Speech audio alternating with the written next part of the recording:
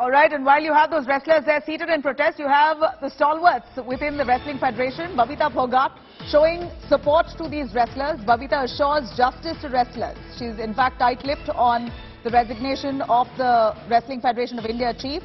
Babita says, we'll speak to government over this issue. Babita Phogat now coming out in full support.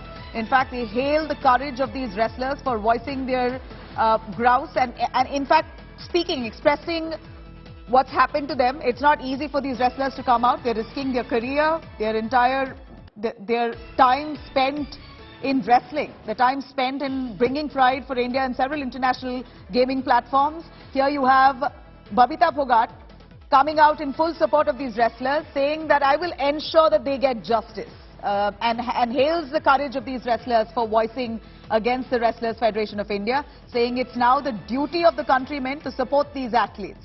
Babita Phogat coming out in full support for these wrestlers. In fact, this is the need of the hour, even as politicians now come one after the other, trying to jump into this issue and pledge support to these wrestlers. It's important at this point that people within their fraternity itself extend a helping hand, or rather just understand what they've gone through and maybe come by to show support. Babita Phogat, one of them. Let's take a listen. आज मैं इन सब के बीच में पहुंची हूं सिर्फ इसीलिए क्योंकि मैं कुछ भी होने से पहले एक खिलाड़ी हूं। और दूसरी एक चीज, आज जो भी कुछ है, ये बबीता फोगाट जो नाम दिया हुआ है, ये मेरी कुश्ती ने दिया हुआ है और आप पूरे देशवासियों का दिया हुआ नाम है। और इसी की वजह से मैं चाहती थी कि आप लोग, मेरे जितने भी यहाँ पे बहन भाई सब बैठे हैं, जितने भी कुश्ती के जो प्रेमी हैं, कुश्ती खिलाड़ी हैं, ये मेरी कुश्ती की जान है, यहाँ पे बैठे हैं। और इन सबके सपोर्ट में भी आज मैं कोशिश करूंगी कि इनकी समस्या का मैं समाधान जरूर निकलवा दूं। ये मैंने इनको विश्वास भी दिलाया है कि हमारी सरकार आपके साथ है। और यहाँ तक कि हमारी सरकार ने अब तक, आप लोगों ने देखा होगा कि उनको 72 घंटे का टाइम भी दे दिया है जवाब देने के लिए, ये एक्शन भी ले लिया है और बहुत जल्दी आज हो सकता है इनका समाधान भी निकल जाए।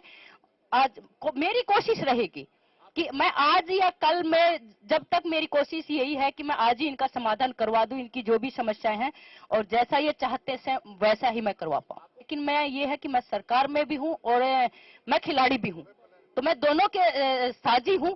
तो दोनों के साझी होने का मेरा फर्ज था, जो मैं फर्ज निभाने आई हूं और मैं अपना फर्ज निभाऊं भी। ये चीजें हालांकि मेरे साथ तो नहीं हुई, लेकिन जब हम कैंप के दौरान रहे हैं तो कहीं ना कहीं से ये आवाजें हमें सुनने को मिलती थी। लेकिन वही चीज है कि और उस टाइम पे सिर्फ 2 क्वालिफाई हुए, वो किस वजह से हुए, उसका जिम्मा किसी ने नहीं लिया कि भाई ये क्यों हुआ। 5 लड़कियां गई थी उस टाइम पे, सिर्फ विनेश दी का क्वालिफाई हुआ था। 5-6 कैटेगरी होती है, 5 वेट और थे। तो क्या किसी ने पूछा कि भाई, क्या किसी ने उस चीज के लिए बोला कि भाई ये किस वजह से हुआ। आप कंपटीशन में 3 घंटे पहले जाके कैसे लड़ सकते हो, जिसमें आप वजन भी घटा रहे हो और कंपटीशन लड़ना है आपको, और ओलंपिक क्वालिफाई का। तो आप कह रहे हैं ये जो सरकार की नीति है उसी में खामी है। सरकार से हम खिलाफ नहीं है, फेडरेशन की, सिर्फ फेडरेशन की है। क्योंकि प्लानिंग फेडरेशन करती है कि आपको साल में कौन से कंपटीशन हम खिला रहे हैं, किस टाइम पे आप जा रहे हो। हमारी फेडरेशन को यह भी नहीं पता होता कि इंटरनेशनल कैंप कब लग रहे हैं। ना ही दूसरे, हमारी इमेज ऐसी हो चुकी है बाहर दूसरी कंट्रीज में कि कोई भी हमें इनविटेशन ही नहीं दे रहा है कि आप आओ हमारे साथ ट्रेनिंग करो।